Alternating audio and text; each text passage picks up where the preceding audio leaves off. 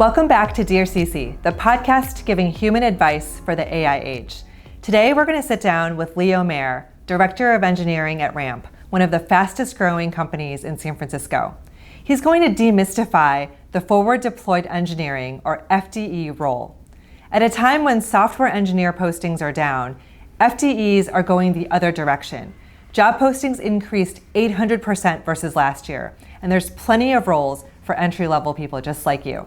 So let's sit down and hear what Leo has to say. I'm really excited to be sitting down with Leo Mehr. He's the Director of Engineering at Ramp, which is arguably one of the hottest tech companies here in San Francisco. Welcome. Thank you so much for having me. Yeah, it's great to spend the time. Yeah. So everyone is talking about a forward deployed engineer these days.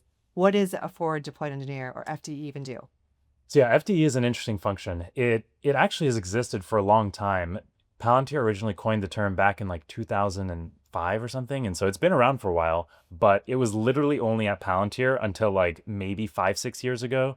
A couple more companies, and C3 AI, Scale AI had some of these roles, started to kind of crop up. And then I would say there's been an explosion of this role in the last like 2 years. And so FD in general, Palantir has a slightly more specific take on it, which is what started it, which is as an engineer, you would go into a company and work directly with customers to build software solutions. And it was different from traditional engineering where, you have your product roadmap, you just like get your features and execute on them. And you actually go scope out the solution with a customer. So as an FDE, you're talking with customers and you're building at the same time, which is not traditionally what software engineers would do. And how is that different from professional services? Yeah, so FD is usually still a very technical function. Like usually you need a computer science degree or you need some sort of technical background in order to build software and to, really do the job well. Okay, but a lot of professional services, they write code. Yeah, professional services is interesting. Because some people are saying that FDE is just the new brand, the shiny new label for a role that's existed for decades. My take is that FDE as a title exists in more tech-forward companies and companies where there's like a heavy software or more complex software product. And oftentimes what I have seen is that professional services, for example, at Ramp where I work, we have some functions that are closer to what I would say is traditional professional services, and they are thinking more about how to help manage the software on behalf of the customers, things like project management and helping set timelines and manage stakeholders, do like internal transformation, change management. Whereas the FDEs, the forward deployed engineers, are like building and committing code to the core code base. And so they're helping like build the product and extend the product. Whereas professional services, I would say, is less of a technical function, but yeah. So it's more professional services might be more one-off for the customer, might be more project management heavy. Yes. Whereas forward deployed, you're kind of outside in improving the product for everyone. For many companies, it usually means you go and speak with a customer and also like build and extend the product. Maybe you're contributing back to the code base, not always. In the case of Palantir, for example, as an FDE, you would build on top of a core platform, and which over the years got very, very sophisticated. And so now FDE at Palantir is actually a little bit less technical than it used to be. Like 5 years ago, it used to be like, a lot of FDEs would be writing a lot of code and contributing back to the core. But now there's actually folks who get hired to FD at Palantir who don't have a technical background or have like kind of broad engineering background. So I want to ask about that. One of my friends is an early FD at Palantir. His previous job to that was he was a manager at a 24-hour fitness. And so I'm curious, for someone who is not super technical, is there a path to FDE today, in your opinion? Yes, 100%. If you have a non-technical background, but you are excited to be more technical, I think FDE can be one of the best roles for you. And that's because it's, it's easier than ever to gain technical experience today. Even without the pro subscription on Claude, you can just go and start asking questions about how to build things and start like following, you can do like daily code challenges, and you can actually just do everything there, like from Cloud Code, Codex, even if you're just using like OpenAI's, like ChatGPT, and many, or Cursor. It's like all these tools are accessible and free, and you can just like literally download them on your computer, get started like today. In like an hour, you can start like shipping code. Actually, cool. I'll tell you a funny story that's related to this. My fiance's brother lives in Italy, and he has no technical background. And it's a village of 500 people, and I don't know if anyone there codes on a regular basis. They have better I think things to do. they have, yeah, they're enjoying life. But I showed him Cursor when I went over to visit them over the holidays last year. And after a week, he had started building his own personal sites. He taught himself everything. He sent me a GitHub IO page that he built himself. Amazing. And so like he has his own website now, and it's amazing how quickly you can learn technical skills if you have like a little bit of interest and motivation. The thing is that like as an FDE, there's a mix of non-technical skills and a mix of technical skills, which are valuable for the role. So if you come from that background where maybe you have great communication skills, or you're a very generally driven person and you like helping others or working with other people, that's actually part of the foundation of FDE. But the other part you can acquire, you can learn, you can gain kind of those technical skills. I love that, because I mean, I think a lot of young people are struggling to figure out what's the right career path for me. A lot of traditional jobs like entry-level software engineering, those postings are going down, but FDE is an area that is going through explosive growth. And so I love that it's so accessible to anyone. If you are curious about what FDE means, what it might be, I would say in more traditional software engineering, you're spending most of the day just solving technical problems. Usually there's a very specific goal that you have in mind, and you're just trying to debug things and like write code and like solve this problem really well. As an FDE, the role is quite different, because you actually might be spending part of your day talking with people, asking them about the problems they have, trying to understand what those problems are. And then you might spend the second half building something to help solve those problems. So it's a bit different in nature, because actually a real part of the role is talking with other people.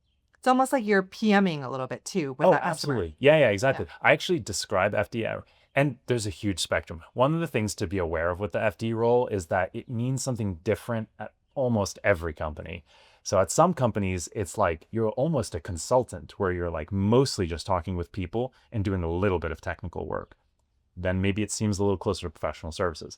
At other companies, and I would say Ramp is probably a little more on the side of the spectrum, it's like a very heavy engineering role, software engineering role. And I say at Ramp, we're like 80% software engineer and 20% product manager, customer success, sales. It's like, so. So who's Ramp's customer? So we sell to finance professionals. We help automate the financial operations for companies. Okay. And so at a company like yours, if someone is deciding between being a traditional software engineer, which you also manage some of them, yes, versus an FDE versus a sales engineer, yes, how would you slot someone in? Who would be a good fit for which? Yeah. So the big thing about Ramp, so we do still live within the engineering organization. So the thing about FDE at Ramp is that there's still the same kind of like technical bar. So you still have to go through the interview loop and pass the software engineering interview loop, which, it's not, I wouldn't say it's easy. You have to prepare. But at Ramp, the difference is that if you're more excited about business problems, or more excited to work with customers, oftentimes just asking people what they're excited about and like what they're most interested in is a way that we filter, which role is best. Because you want, as a manager, any manager wants someone who is really motivated to do the job. That's what it's all about. Like, you want to hire someone who is effortlessly going to like do the thing, not because it feels like work to them, but because they're actually motivated to do it. And so one of the actually important pieces of advice that I think most people could benefit from that are younger is understanding what is important, what drives you, understanding what is energizing for you, understanding what you would wake up and wouldn't really feel like work. And I know that might be tough, but it's kind of like a journey of self-discovery. And sometimes you have to Yeah. try different things before you Oh, know. absolutely. I think that's also one of the most helpful things that you can do as well early in your career. Try lots of different things. My first job, I was a soccer referee, and then I worked at an Office Depot. I Love thought it was that. like slightly more technical than working at like a grocery store, which is kind of funny. You're an expert in printer paper? I know a little bit about printers. But then, yeah, and then after that, I mean, I did like, I did physics for a while. I thought I might want to do physics. And then I worked at like a big tech company. I worked at like a startup, and I worked at like a trading company. So I had like a lot of different bits of experience. And it was only after like those years, honestly, after a couple of years after I graduated college, that it started making sense to me. Like, oh, I really love startups. I love the startup world. That's where I want to go. And that's what gradually led me to starting a company and now working at Ramp. So yeah, it's been a long journey. Even for me, it took like years to figure, and I'm still learning what I'm, a best fit for as well. I love that. I mean, just having the courage to keep trying and looking, but then also that the fact that you've done those different types of jobs in very different companies, that makes you a better leader because you're able to have empathy and just have like a richer set of experiences. And if you had only been in FDE the entire time.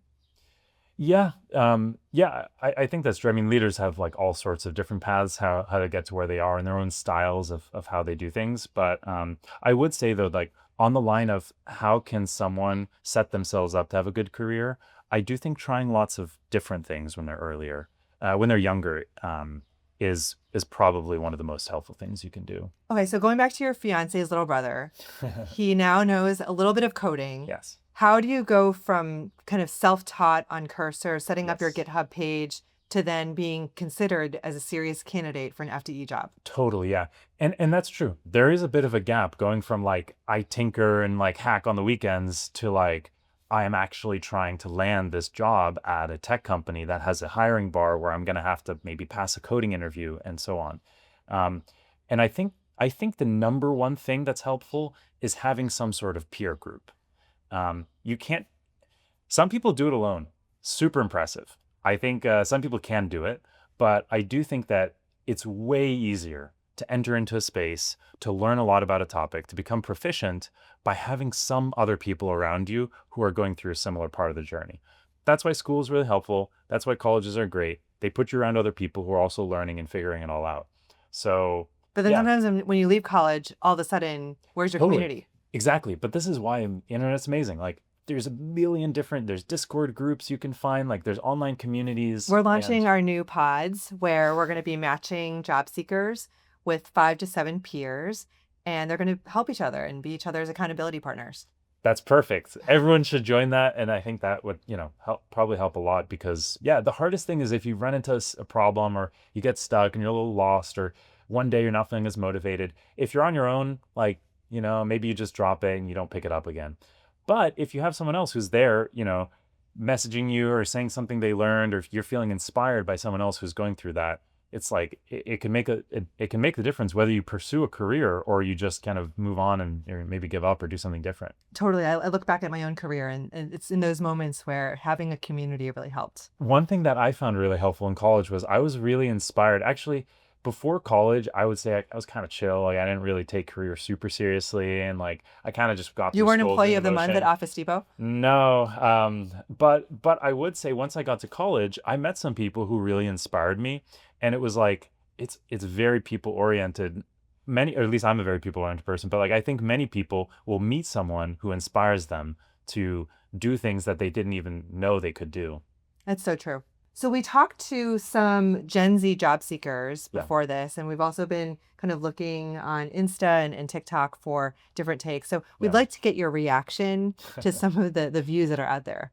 All right, let's do Okay, it. let's roll. Sometimes it's not even a technology problem, it's a problem of failure of integration. A normal software engineer is able to build systems, but they rarely interface one-to-one with customers. And then you have consultants who are able to do the analysis and problem identification, but they often just give you a deck and tell you what to build. So an FDE sits in the middle of all this with engineering, product, and sales all at once. In practice, this means you basically become the client's technical team and you build directly on their data and systems. You decide what to build and integrate, Exactly. And the hardest part of the job isn't really the tech. It's actually the messy parts around people mapping how an org runs, how teams will use it, getting the data that people trust. And for what it's worth on all of this is partially also a rebrand, as we've had solution engineers in this industry forever. The FDE is just sort of a hotter title rebrand. My personal take, though, is that this role will keep rising as software engineers shift from writing code to steering it. And honestly, it's a pretty great training ground for founders because you have to learn how to go from 0 to 1. You have to stay constantly at AI's frontier, learn to win customers' trust, and navigate all of the org politics, which is basically the full founder skill set. Especially in a world where increasingly the model becomes a commodity, then the point of differentiation is in integration and deployment. So the people who know how to sit with customers and ship are increasingly going to be some of the most valuable hires. Just one thing about that article, the video, she was referencing this Gergely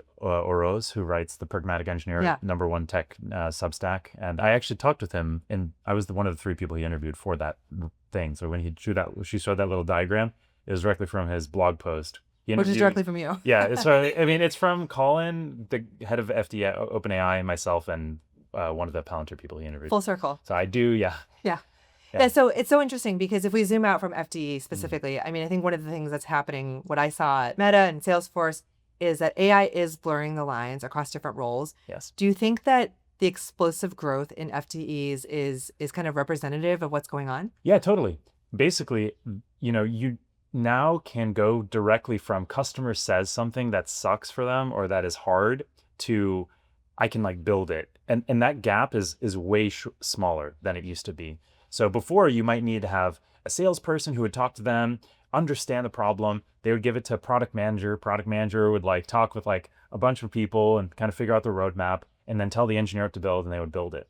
Now you go from engineer talks to customer, understands what thing sucks, and builds it in an afternoon. And AI just compresses all of these timelines.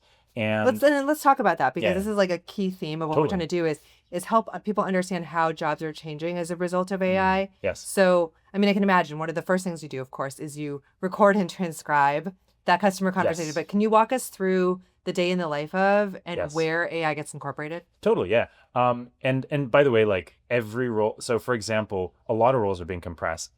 There used to be pure product designers, and now designers are also becoming design engineers. So, there's, I think, product managers are now starting to contribute more to products.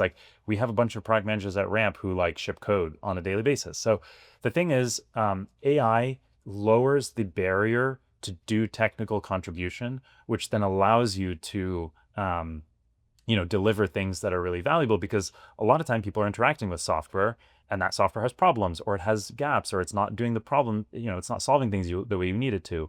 And now many more people can be involved in changing it. And so, some of the things we do. Yeah, I mean, I use Granola every day. I use Notion. I love Notion. Notion's easy. Everyone should just start using it. If you want to organize your life, you can just download Notion and just start playing around with it. But just walk me through. So at the beginning, so you're in a sales cycle. Yeah. You're using Granola. You're transcribing. You're pulling out the action items. You're pulling out the customer requirements. Basically, the thing you need to do is understand what the problem is and figure out how to solve it and then build it. That is the mix of things. And so for each of those, AI helps. For understanding the problem, you have, you can use AI, meeting notes transcription, Granola AI, Notion meeting note recorder, Zoom has its own features for this. And then you could go into Claude and say, analyze this transcript and tell me what the biggest problems are. And then you could also say, look back over my last 100 recordings. Is there any other similar features? Did anyone else ask for this problem? And that basically, in the past, what would happen is product managers would have all these tools and they'd talk with all the customers. They'd know all the common themes and then they'd help package that into a feature. What an FDE has to do is figure out do I just hack this thing together? Do I try to figure out how to make a core feature for this? Do I contribute to the core roadmap? And that, as I would say, what is a lot easier with AI tooling now. You can use Claude with the Granola integration or the Notion integration, or just dump all of the transcripts from your meetings into a single session, or Claude or Codex. or even a ChatGPT session, or Cowork. That's another one, another popular harness. You could even use Cursor. Cursor probably has an integration with Granola and Notion that you could use.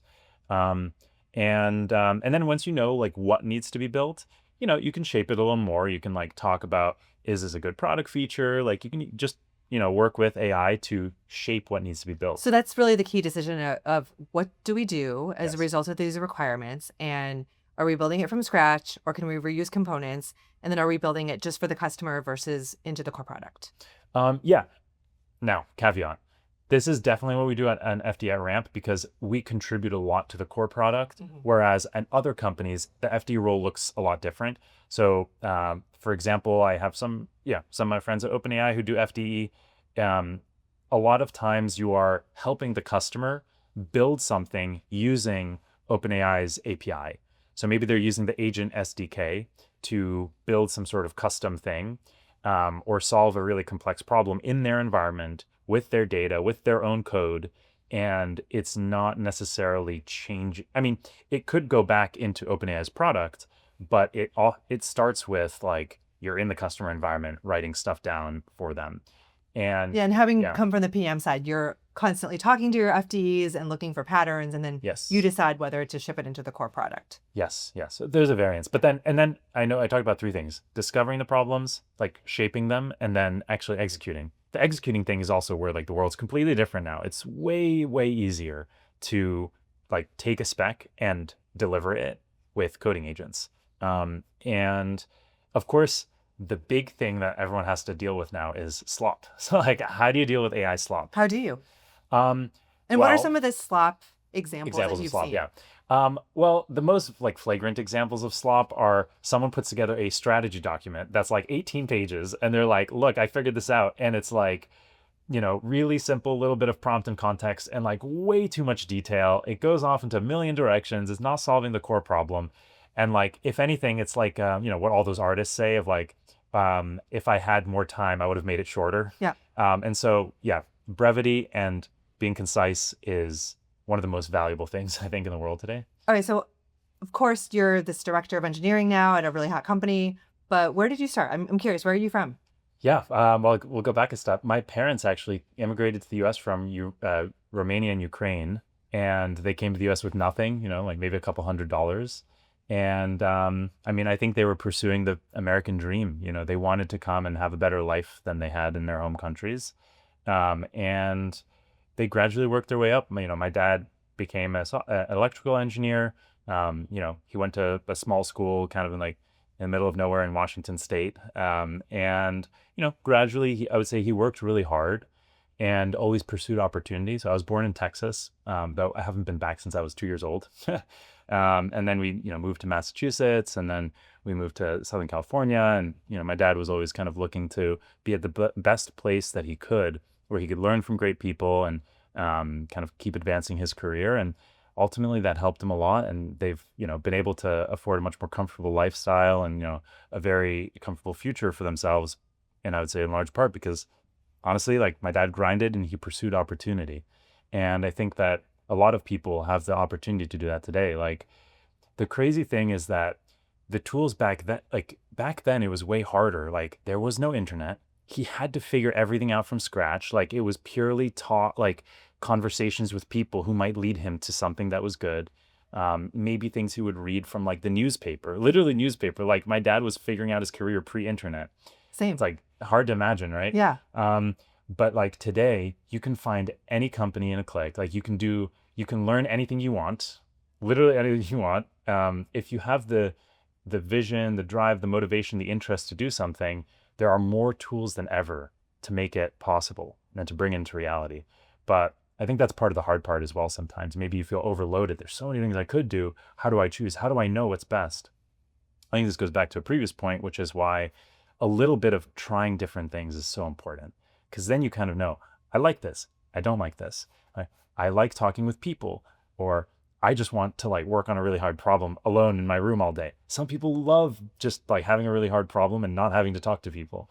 And so, yeah. Or maybe you realize like I get so bored if I don't have the chance to talk with someone. Like there's roles in sales, and that might be interesting for you as well, or customer success. And so, yeah. And so what would you say to people like your fiance's brother who they've set up their cursor or their Claude, they're tinkering, and you said there was a gap between tinkering and then acing that coding interview. Yes. Is it to focus on making sure that they can pass that coding interview? What are the other kind of tactical next steps that people should do? Yeah, so the number one thing that's going to help, you have to think about it in like a series of stages. The first challenge is going to be talking with companies, like getting past the, review the resume, we are interested in speaking with you. I think that's often the hardest part. So the challenge is, how do you make a good looking resume? How do you get to the point where you have enough experience where a company is interested in talking to you? I think that is a very interesting thing. And that's probably what you should think, like anyone should think about, what is my resume today? Have I tried to put it together? What are the most impressive things that I've done? What are things that would be relevant to this company? And just write that down. And you could even have a chat, like a conversation with ChatGPT or with Claude, and ask it, like, what are the strengths of my resume? What are the issues I want to apply to this company? What are some things I can do? And I think that once you make like a little bit of progress there, you'll soon realize, like, yeah, that you can probably do a lot. So we can go from there. I suppose there's many directions this could lead to. Yeah, so we've talked to a number of hiring managers in different roles now. So software engineering, marketing, accounting, et cetera. And one of the things that keeps coming up is that in this day and age, just given the job market, given how good AI is at traditional entry-level tasks, it seems like the best way to get hired these days is to have already had work experience. But it's a little bit of a chicken and egg. Yes, totally. And so what have you seen people do to kind of break in? Totally. Yeah, a couple of things. So I would say it seems like you need to have worked in order to get a job. And the good thing is that there are things you can already do that are kind of like work. For example, one simple thing that anyone can do is publicly like launch or ship some sort of project, something that lives on the internet that you can speak to. You say, I built this, I did this thing. And that is a really good first step. Like, it could be a YouTube channel that you created that had so many followers. It could be a website that you made that has a certain amount of, people visiting it. It could be a GitHub project that, even if it gets 10 stars or something, like, hey, you had some people who liked your project and are like supporting it. But I do think that there are some things, and, and again, it comes down to also knowing what you enjoy, because if you find that you just get a lot of joy out of coding, then you can try to make a habit out of it. And there are small things you can do. Like, for example, if your GitHub like activity history looks really green, then that's a great sign for people. That can be really impressive. Like, even if you have no prior jobs, if someone sees that you've been like coding every day for the last like couple of months or like the last year, I've seen people who have like solid green, like, it's impressive. Like, so that's the kind of thing you look for when you're screening through resumes? I mean, so other things we look for, other things that people can do. If you have launched like something that's technical, if you built something that's technical and you put it out there on the internet, and I can look at it and click at it and be like, oh, this is cool, or this is not. That's that, plus like maybe you have worked like at as a cashier, or like you have worked at like as a salesperson, or you worked at Office Depot and you had to like interact with people and like manage some, talk with people and help them buy their like cheeseburger. I don't know. That plus like a technical project, great example of someone who might be good for FDE. That's perfect, because you've got the relationship side and the technical side. Yes. I love that. So we want to show you another clip from a Gen Z person, a day in the life of. I'm curious to see if that resonates. Okay. This job requires you to actually talk to the user and think about the product. And this requires a lot of empathy and human emotions and a lot of conversations that AI and technology just can never have. As much as it wants to, AI cannot replace humans and human emotions. So as a lot of the software engineering landscape changes because of AI, I can see a lot of engineers, regular software engineers, becoming more forward deployed or more product thinking engineers. So software engineering, a lot of it is getting automated with AI coding agents. Seems like FDE has more of the human relational aspects that are harder, if not impossible, to be replaced with AI. And so do you see this happening on your team where you manage both software engineers and forward deployed? Are you having people switch over, or what does that look like? Yeah, totally. Both sides. I would say sometimes people feel like, okay, actually, we've hired a bunch of FDEs who used to be software engineers and they missed like the human element of their job. They were like, I'm spending all day in front of a screen. I'm just building features and I'm like desperate to talk with people and like see the impact of things I'm doing. That's a great fit for folks. That's usually a sign like, I built, I've been working on tech for so long, but I just want to be closer to my customers or closer to users. That's a great predictor of people who will be a good fit for FD as well. Okay, appreciating that our target audience is more recent grads. Is FDE something that they should expect to be able to get hired into right out of school, or should they have a few years of experience doing something else first? Yeah, no, absolutely. If you just graduated, there's tons of places that are looking for deployed engineers. It is definitely a role that is accessible to folks that are earlier in their careers. And I think the main thing that will help is that mix of a little bit of technical experience, interest, and some track record that you have like built some stuff, combined with you enjoy speaking with people, some signal that you're a great, good communicator, that you're excited to support other people. That could be maybe you're a TA at school. That could be maybe you worked as like a sales associate at a department store. It could be that you tutored at your local library. You enjoy explaining things on YouTube as a way. So those are all signals of non-technical skills, and you can do both of those things, even if you're an undergrad, even if you're a high school student. Like you can have some technical experience and some non-technical experience. Of course, it's not very common that there are full-time FDE positions for folks who only have finished high school, but definitely there are FDE internships. That is a thing. Even at Ramp, for example, we have had some folks who were doing their undergrad degree and interned at on the FDE team. And so yeah, definitely. I mean, we're living in these crazy times where everything is changing daily, certainly weekly. How would you describe the changes that are happening in the FDE world? Yeah. Well, just like most jobs in tech, I would say because of the tools that we now have, with AI tooling, it allows us to do more than we could have in the past. Any individual is capable of like analyzing more data, producing more code, understanding more, more complex ideas. So because our capabilities are greater, that does mean that the role looks a little bit different today than a couple of years ago. For example, simply the amount of like the number of features you can ship has gone up. Like the amount of code that people contribute has gone up. The speed it takes for you to learn something new and onboard to an area and then be productive has, What was it time has before? taken down. What is it now? Yeah, I mean, before like, you would have to spend like a whole day taking your time to write out your feature and code by hand, which is wild to think about that I'm describing it this way, because that's how it's always been. Or to spec. But now you can like, with a small prompt, like one-shot features. And so things that used to take a day will literally take, less than a minute. And so how does the world change when a day gets compressed into 1 minute? What do you spend the rest of that day doing?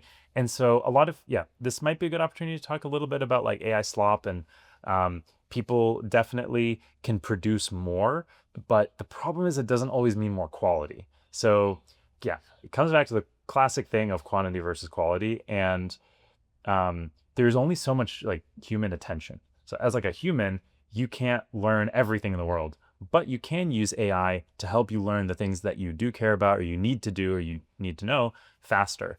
And so the thing is, people talk about this idea called taste a lot. And so my interpretation of taste is that you have an opinion of whether something is good or not.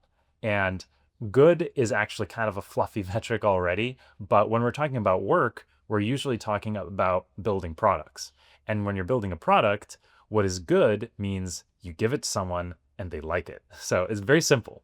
Having good taste means you, at least in engineering and specifically in FDE, means you can build something that someone likes, that's helpful for them, that makes them more productive or helps them solve a problem. In my experience, the way I developed taste, if I can be so bold as to say that I think I have taste, was through a lot of trial and error and through just the mechanics of repeat, rinse, repeat. Yeah. How can young people do that today? Because Totally. I see that a lot of the slop gets produced by junior hires. Totally. So there's so many things you can do to develop taste. So the simplest thing is you create something and you give it to someone and you see if they like it or not. And so a good example is if you try to make products for other people. Like today, it's easier than ever to make an app and you can show it to your friends, you can show it to your family. You can put it online and see if people like it. And what you'll find is that sometimes you put something out there that other people like, that they engage with, that they use. A simple form of that is also maybe like on X or on Twitter. You can create an account super easily. You can start posting whatever you want. You can comment on things, and like some of your, some stuff you put out there is going to gain traction and some stuff won't. And that helps you kind of calibrate like what is interesting and maybe what is not. So yeah. So we need feedback loops, just like AI needs feedback loops. Totally. The most important thing for developing taste is feedback loops. That makes sense. Okay. So everyone's talking about FDE. Do you have a hot take on FDE? Yeah. So I think for a while, people are like, oh, FD is not a real engineering role. But honestly, like I would say it's one of the most important roles in most companies. And I think that traditional engineering roles are probably more questionable today than they had been in the past. It's so interesting, right? Because traditionally people thought, okay, if you are a software engineer, that's, the top of the totem pole. And even in some of the customer facing people, maybe less so. But now maybe it's flipped because AI has commoditized what was once scarce. Yeah. Building great products is hard. And building something that's useful for other people is hard. And the amazing thing about FDE is that you literally will spend time understanding the pain points that people have, and then you build the thing. So oftentimes you actually more clearly can understand what's useful to build. So that's super important. I couldn't agree more. I mean, I ran a huge engineering team at Meta, and that's what I encouraged everyone to do, was to go out and talk to customers, observe them, because then you can build it right the first time. Yeah. Everyone talks about being customer obsessed in their tech companies, but I would say the FD role is actually customer obsessed. Yeah. And most engineering into the job description. Yeah. Most engineering teams are maybe customer obsessed. They're indirectly interpreting the customer through the PM and the user research team. And usually it's a hard part. Honestly, most engineering leaders are sometimes stressed about how can I have my engineers more customer obsessed? Yeah. Which is they should have an FDE function. I think one thing is with your resume, there are some basics. There are if your resume looks really crappy, it's just going to be so hard to get to that first conversation. Even if the substance is there. Even if you have good substance, or if even if you don't have that good of a resume, but you make it look amazing, you can actually go way farther than you think. Fake it till you make it. So yeah, honestly, just put a lot of effort into your resume. For most people, I think that just putting some effort into your resume to make it look good is the lowest hanging fruit, the easiest thing to tackle. Yeah, and by the way, you could just upload it to Claude or ChatGPT, and it'll give you really good feedback. Yes. So, what are your thoughts on letting candidates use AI to answer their coding interview? Oh, super important. Everyone, sure, some of the interview questions we have now don't let you use AI, but that's changing. Every interview, we want people to use the actual tools they're doing on the job. And so we want to see how you work with AI. How do you prompt Claude? How do you, think about the model that you're using? How do you scope the problem that you're being asked? Those things are super important. And that's actually what the job looks like. So yeah, I'm all in on AI for interviews. And I guess to be fair, some people are laptops down in schools. So I do think there is an angle to which some of the traditional learning and not using. So the risk is that if you over rely on AI, you just lose all your critical thinking. And you don't so that have is the a basics. risk. Yeah. So I have a personal view that when you're a beginner at something, you shouldn't use AI, except as a coach. Mm-hmm. So I call it apprentice mode. because you're actually not qualified to prompt and critique yet. Yeah. And so the AI is coaching and giving you feedback. Once you master the domain, it could be programming, it could be creative writing, then you have graduated and you can use AI in productivity mode. Yeah, that is interesting. You've been a TA before multiple times. If you were to design a course on FDE, what would the curriculum entail? What I would probably have us do, or have the class do, is try to build like a piece of software that solves a problem that someone else has. And I think the first part of the course would be discovery. How do you find what important problems are? How do you talk with people and like uncover what is actually useful? And then the next part would be scoping. How do you make it as small as possible? How do you ship MVPs? How do you deliver stuff quickly? And then, delivery and, iteration. So there'd be a bunch on like how to build stuff quickly. What are like all the cool AI tools that you can use? And how do you ship something fast and get into their hands? And then how do you iterate? Like, how do you measure usage? How do you know that it's good? It's kind of like an entire startup kind of condensed into like a single course. Well, that is incredible. Thank you for your honest and refreshing take in this career path. I mean, we've talked to so many hiring managers in areas where the numbers might be really big, but it's shrinking. Here's an area where the career is just taking off. There's so many jobs. And thank you for making it more accessible and demystifying what it actually is. Yeah, absolutely. I learned so much from Leo just now. 3 takeaways that you need to know.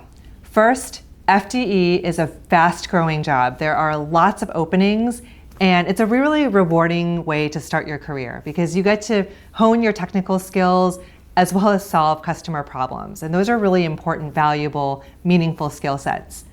2 is it's accessible. You can start as a computer scientist. You can start from more the relational side. Leo started his job in retail, and if you've worked in retail, worked in customer support, you can bring those human skills to bear in this job. The third is the best way to start is just to start.